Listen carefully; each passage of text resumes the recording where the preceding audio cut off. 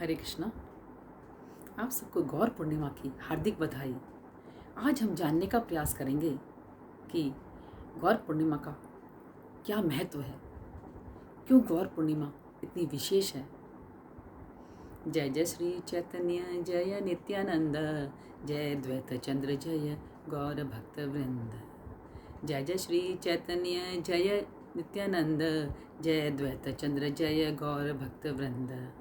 आज से 500 वर्ष पूर्व भगवान चैतन्य महाप्रभु मायापुर के नवदीप ग्राम में 18 फरवरी 1486 को फाल्गुनी पूर्णिमा में संध्या के समय अवतरित हुए।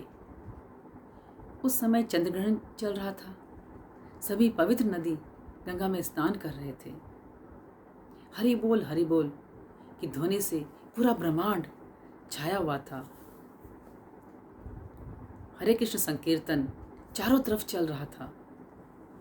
हरे कृष्ण कृष्ण कृष्ण हरे हरे, हरे राम राम राम हरे हरे। उनकी माता सची देवी थी और उनके पिता जगन्नाथ मिश्र। उनके नाना नीलंबर चक्रवर्ती एक प्रसिद्ध ज्योतिषशास्त्री थे। उन्होंने भविष्यवाणी की थी कि यह बालक युग पुरुष होगा, इसलिए उन्होंने उनका नाम विशंबर रखा। उनकी माता उन्हें बड़े प्रेम से निमाई कह के पुकारती थी, क्योंकि उनका जन्म नीम वृक्ष के निकट हुआ था। गौरांगा, गौरहरि, निमाई, विशंबर आदि नामों से उन्हें भक्तगण पुकारते हैं। कुछ लोग मानते हैं कि भगवान चैतन्य महाप्रभु भक्त नहीं थे, वो तो एक संत थे, महापुरुष थे। लेकिन पुराणों, उपनिषदों, वैदिक शास्त्रों, महाभारत, भागवतम आदि इसकी पुष्टि करते हैं कि भगवान चैतन्य महाप्रभु ही साक्षात भगवान श्री कृष्ण हैं। श्री कृष्ण चैतन्य, राधा कृष्ण ना ही अन्य। गर्गाचार्य भी पुष्टि करते हैं कि भगवान हर युग में अलग अलग वर्ण लेकर अवतरित हुए। सतयुग में श्वेत वर्ण, त्रेता युग में रक्त वर्ण, द्वापर युग में श्याम वर्ण यानी कृष्ण वर्ण और कलयुग में पीत वर्ण। चैतन्य महाप्रभु का स्वरूप पीत वर्ण है। तप्त कांचन गौरांगी, तपते सोने का जैसा रूप। भगवद गीता में भगवान श्री कृष्ण कहते हैं, सर्वधर्मम परित्यज्य मामेकम शरणम व्रज। तुम सभी धर्म को त्याग दो और मेरी शरण में आओ। मतलब भगवान ने एक शर्त रख दी कि सभी धर्म को त्यागो तब मेरी शरण में आओ।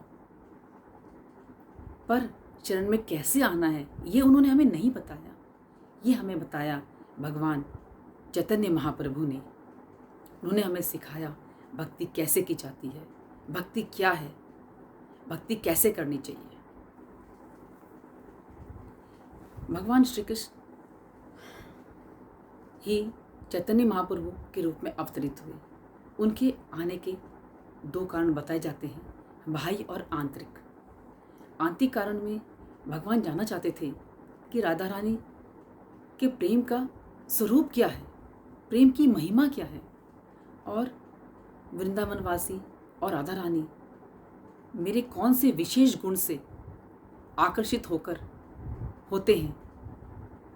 और तीसरा वो ये जानना चाहते थे कि राधा रानी जिस भाव से मेरी सेवा करती है और फिर जो वो आनंद प्राप्त करती है वो क्या है, वो कैसे आनंद प्राप्त करती है। तो इसलिए वो भक्त के रूप में आए और भक्ति का आस्वादन करने के लिए आए। उन्होंने भक्त बन करके देखा कि भक्ति क्या है और हमें सिखाया कि भक्ति कैसे करनी चाहिए। उनके बाहरी कारण हैं परित्राणाय साधूनाम विनाशाय च दुष्कृताम, कि वो प्रकट होते हैं साधुओं की रक्षा करने के लिए। अभक्तों और दुष्टों का नाश करने के लिए। यदा यदा ही धर्मस्य ग्लानिर्भवति भारतः अभ्युत्थानम अधर्मस्य तदात्मानं सृजाम्यहम्, और धर्म की स्थापना करने के लिए आते हैं वो। भगवान चैतन्य महाप्रभु भक्तों की पुकार से भी इस धराधाम में आए। द्वैताचार्य ने उन्हें पुकारा, तो ये भी उनके एक आने का कारण है। और सबसे बड़ा कारण वो अपनी प्रेमा भक्ति, वो अपनी वृंदावन वाली भक्ति पूरे ब्रह्मांड में, पूरे जगत में फैलाना चाहते थे। वो सिखाना चाहते थे कि भक्ति कैसे की जाती है, प्रेमा भक्ति क्या है।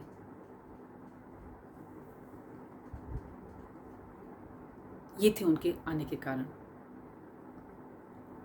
अगर हमें चैतन्य महाप्रभु के विषय में जानकारी प्राप्त करनी है तो कई ग्रंथ हैं, लेकिन प्रमाणिक ग्रंथ है चैतन्य चरितामृत, जो लिखी है कृष्णदास कविराज गोस्वामी ने, और चैतन्य मंगल, जिसके रचयिता हैं लोचनदास ठाकुर।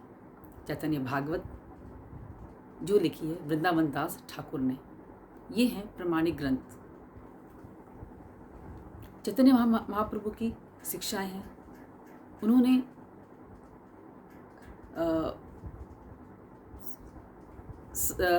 हरिनाम संकीर्तन यज्ञ फैलाने के लिए कहा है। मतलब चारों तरफ हरिनाम संकीर्तन यज्ञ फैलाओ। उन्होंने हरिदास ठाकुर और नित्यानंद को भी यही शिक्षा दी थी कि जाओ चारों तरफ, घर घर, गांव गांव जाकर के हरिनाम संकीर्तन यज्ञ को फैलाओ, हरे कृष्ण महामंत्र को लोगों को दो और कृष्ण की सेवा करो, कृष्ण की भक्ति करो, भक्तों का संग करो, भक्तों की सेवा करो, धाम वास करो और धाम की यात्रा करो। उन्होंने घूम घूम कर, चैतन्य महाप्रभु ने घूम घूम कर ये बताया कि हमें धाम वास और धाम यात्रा भी करनी चाहिए। अर्च विग्रह की सेवा, ये भी उन्होंने हमें सिखाया कि किस तरह अर्च विग्रह की सेवा करनी चाहिए। ये थी भगवान चैतन्य महाप्रभु की शिक्षा, जो हमें अपनानी चाहिए, हमें ग्रहण करनी चाहिए। वैसे तो भगवान चैतन्य महाप्रभु ने बचपन से कई लीलाएं की, बहुत सारी उनकी लीलाएं अगणित हैं, अनगणित लीलाएं हैं उनकी, लेकिन उनमें से एक लीला जो मुझे बहुत पसंद है वो मैं आप लोगों से शेयर करना चाहूँगी। भगवान चैतन्य महाप्रभु जब छोटे थे तब वो एक दिन मित्रों के साथ खेल रहे थे। उन्हें बहुत सारे पिल्ले दिखाई दिए। उन्होंने एक पिल्ला उनमें से उठा लिया। वो बहुत ही खूबसूरत था, बहुत सुंदर था। तो सभी मित्रगण उनसे शिकायत करने लगे कि निमाई, ये गलत है, आपने सबसे सुंदर पिल्ला ले लिया। तो निमाई बोले, जो उनके बचपन का नाम था चैतन्य महाप्रभु के, वो बोले कि देखो ये पिल्ला हम सबका है, हम सब इससे खेलेंगे। तो मित्रगण खुश हो गए। जब चैतन्य महाप्रभु पिल्ले को लेके घर गए तो सची देवी, उनकी माँ, बहुत नाराज हो गई कि आप ब्राह्मण परिवार के होकर इस पिल्ले को घर में लेके आए हो, पिल्ले से खेलोगे, निकालो इस पिल्ले को बाहर। लेकिन चैतन्य महाप्रभु नाराज हो गए। उन्होंने अपने माँ को बोल दिया कि नहीं नहीं, पिल्ला बाहर जाएगा तो मैं भी बाहर जाऊंगा। अब माँ थी, क्या करे, मान गई। लेकिन जब एक दिन चैतन्य महाप्रभु स्नान करने के लिए गंगा नदी में गए तब उन्होंने उस पिल्ले को छोड़ दिया। सभी उनके मित्रगण को जब इस बात का पता लगा तो वे चैतन्य महाप्रभु को बताने के लिए गए। उन्होंने उनको बताया कि निमाई निमाई, माँ ने पिल्ले को छोड़ दिया। अब सब उस पिल्ले को ढूंढने लगे। क्या आप जानते हैं वो पिल्ला उन्हें कहाँ मिला? वो पिल्ला उन्हें मिला नवद्वीप के चौराहे पर, जहाँ पर दोनों पैर को उठा करके, कूद कूद करके वो हरे कृष्ण महामंत्र का उच्चारण कर रहा था। हरे कृष्ण कृष्ण कृष्ण हरे हरे, हरे राम, राम राम हरे हरे। और उच्चारण करते वक्त पिल्ले के आंखों से अश्रुधार बह रही थी। सभी नवद्वीप के वासी चारों तरफ इकट्ठा होकर ये अद्भुत दृश्य का आनंद उठा रहे थे और आश्चर्यचकित हो रहे थे कि पिल्ला किस तरह हरे कृष्ण महामंत्र का उच्चारण कर रहा है। और उस पिल्ले ने हरे कृष्ण महामंत्र उच्चारण करते करते अपने प्राण त्याग दिए। विष्णुदूत विमान लेकर आए और उस पिल्ले को ले गए। भगवान कितने दयालु हैं। उन्होंने उस जानवर को में भी कोई भेद नहीं किया, उन्हें भी अपने धाम ले गए। वो उन्हें भी प्रेमा भक्ति दी, उनका भी उद्धार किया। कृष्णदास कविराज गोस्वामी कहते हैं, जो चैतन्य चरितमृत को सुनता है और उसका चिंतन करता है, वो तो एक अमृत के समान है। उसे सारे दोष, सारे पाप नष्ट होते हैं। और यहाँ तक कि वो ये भी कहते हैं कि जो इसको सुनता है, मेरा मन करता है कि मैं उनके चरणों को धो करके उस जल का मैं पान करूं, ग्रहण करूं, क्योंकि ऐसा सौभाग्य तो युगों तक जन्म लेने के पश्चात भी प्राप्त नहीं होता। ये तो केवल बस गुरु और गौरांग की कृपा से ही प्राप्त हो सकता है। तो हमें भी गुरु और गौरांग को पूर्ण शरणागत करना चाहिए और साथ में उनकी शिक्षाओं को, उनकी आज्ञा का पालन करना चाहिए और हरे कृष्ण महामंत्र का प्रचार करना चाहिए। हरे कृष्ण कृष्ण कृष्ण हरे हरे, हरे राम राम राम हरे हरे। हरे कृष्णा।